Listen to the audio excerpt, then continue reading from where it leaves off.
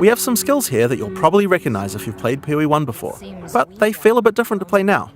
Spark is great in these tight passages since it bounces around. We've added a Pierce support gem to really allow it to hit an entire room of targets. For a more single target focused skill, Arc is a good choice. It does more damage to the first target you hit.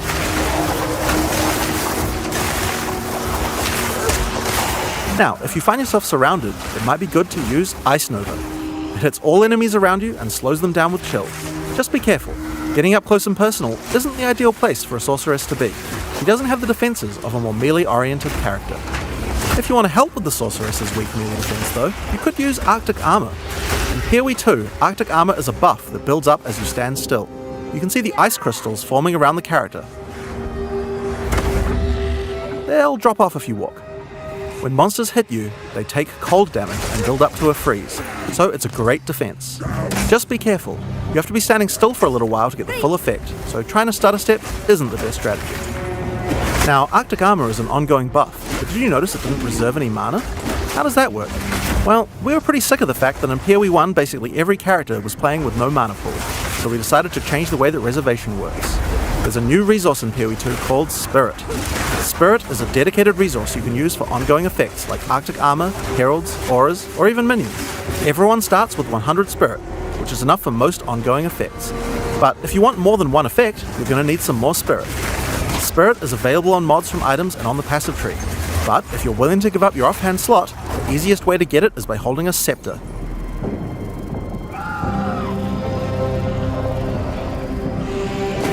Now, if you want to increase the cold damage you're dealing, you can use a Frost Bomb. It places a bomb on the ground that reduces the enemy's cold resistance while it's ticking down. It's a great opportunity to use some cold skills before it explodes. And speaking of cold skills, a great skill to use on monsters with the slower cold resistance is Comet. This is a new skill in PoE 2, and it hits pretty damn hard. It costs a lot of mana and has a really long cast time, but it's worth the wait. It does a devastating amount of damage. To help get you out of danger, your character moves back slightly as it casts. It's pretty hard to hit a fast-moving opponent, but it's great on tougher enemies that stand still, or even a larger pack if you're further away and can predict where they're going to move. Now, if you run out of mana casting too many of those, I guess in an emergency you could cast your free-to-cast Fireball. Where did that come from, you ask? Well, this is a great opportunity to explain the way we've changed caster weapons in PoE 2. Now in PoE 1, caster weapons had a default melee attack that nobody used, and because they had that, they also had a bunch of attack mods that would spawn in them that were useless to a caster. In PoE 2, we wanted to clean that up, so now each staff comes with a built-in free-to-cast spell. Just put it on and spam to your heart's content. Now this particular staff is the base type that you get right on the starting beach, and it's quite likely that you're going to outgrow it, so that's why we have a lot of staves with more utility-focused powers for casters to use. Here we have a crystal staff. It's got a pretty cool built-in spell called Unleash. Using it slams your staff on the ground, and will allow you to triple cast whatever you cast with your next spell.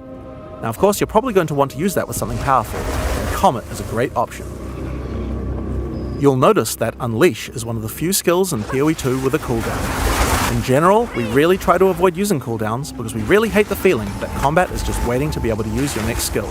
But it does make sense for Unleash since it's free to cast, and it's something we want you to be using situationally anyway. Now, if you're facing something tough, you might want to try out Mana Tempest. Mana Tempest creates a circle of power in which your character literally hovers over the ground. While in the circle, your mana drains, but it powers up all of your spells. Lightning projectiles fork, beams chain further, and you'll also do a lot more damage.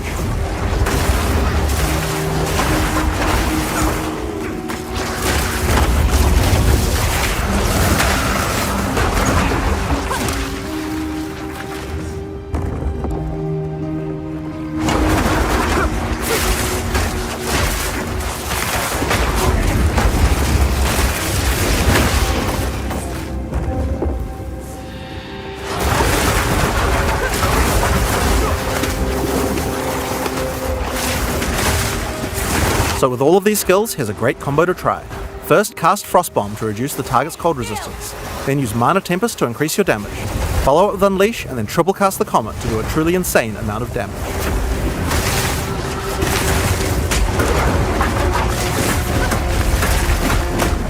I need more time.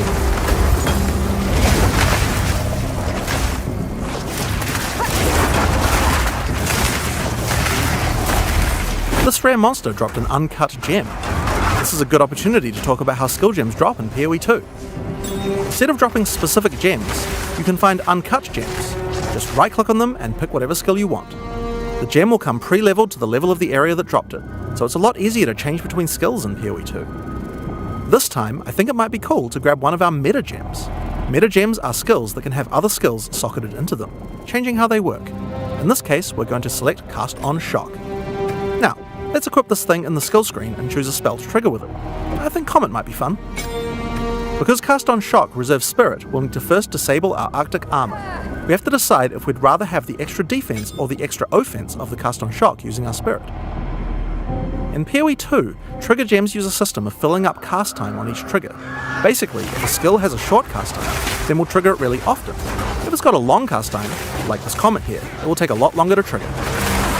You can see up the top left that there's a counter that says how far it is until your next trigger. And there you are. Using Cast on Shock, we'll automatically cast Comet whenever we're using our lightning skills.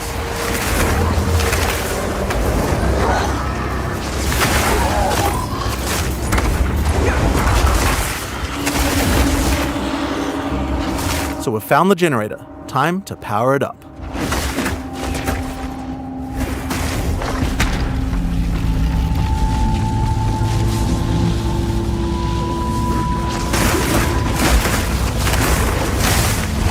As power is restored to the Mechanarium, all the constructs are coming back to life. We'll need to fight them on the way back to the charged Soul Core. One thing that PoE 1 players might have noticed is that this character has both ice and lightning spells. That's pretty inefficient, isn't it? It's a big no-no for most builds, because any specialization into cold or lightning isn't going to affect the other element. And generic elemental damage increases are not going to be as powerful as focusing on a single element. Well, in PoE 2 we have another major new system to introduce to solve these kinds of problems, and it starts with Weapon Swap.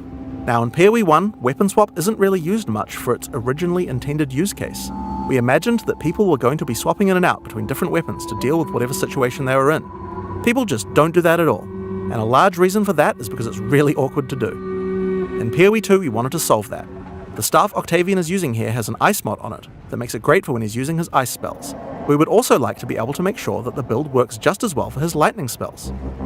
If Octavian equips his previous staff in his second weapon set, you can see that it appears on the character's back. Now we're going to open up the skills screen. If Octavian opens up the skill options for his lightning skills, you can see here that you can choose which weapon sets are usable with each skill. First, we uncheck set 1 from being used by his lightning skills. Then, we go through the cold skills and turn those off with his lightning weapon.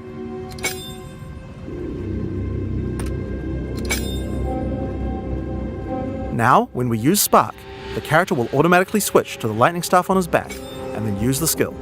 When Octavian uses Ice Nova, his character automatically switches over to his ice staff before using it. Figure each skill for which set to use, or both if you don't mind which. There's a very short time penalty to switching, so it can be good to leave some skills on both sets if it doesn't matter which weapon set you're using. But we still have the problem of passives. Wouldn't it be nice if we could specialize in both cold and lightning passives on the character? Well, in PoE 2 you can. We're on the passive skill screen here, and you can see that we're close to both a cold and a lightning cluster. At the top right of the screen, you can see where we have some weapon set specific points to allocate. If Octavian holds shift, he can allocate set 1 to the cold passives, and then allocate set 2 to the lightning passives. Now check this out. As we weapon swap, our passive tree changes from one build to the other automatically. Whenever we cast the appropriate spell, the character's passives reconfigure on the fly to the correct build for that spell. Now you can't do this with every passive on your tree. Only points granted from skill books will allow this kind of dual specialization, so you can't change from a mace-slamming warrior into a fire elementalist with the press of a button, but it certainly increases the number of options you have for builds. There's a huge number of places where the system can shine. You could augment your Dagger Shadow build with traps, or have a great curse setup on your Witch in one spec and then move to your Chaos debuff spells with the other. It really opens up your options. I need more time.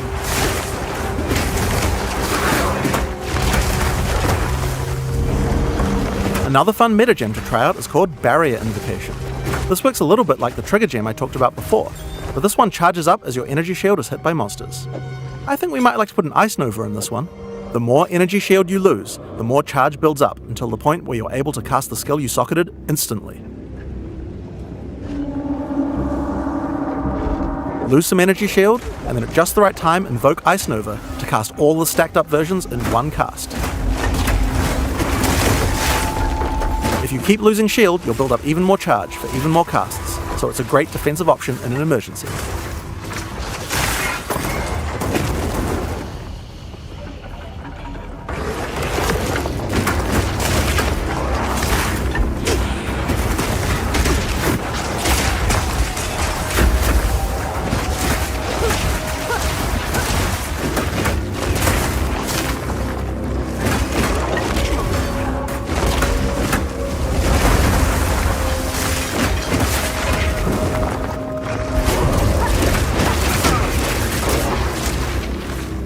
Here we are, back at the charged Soul Core.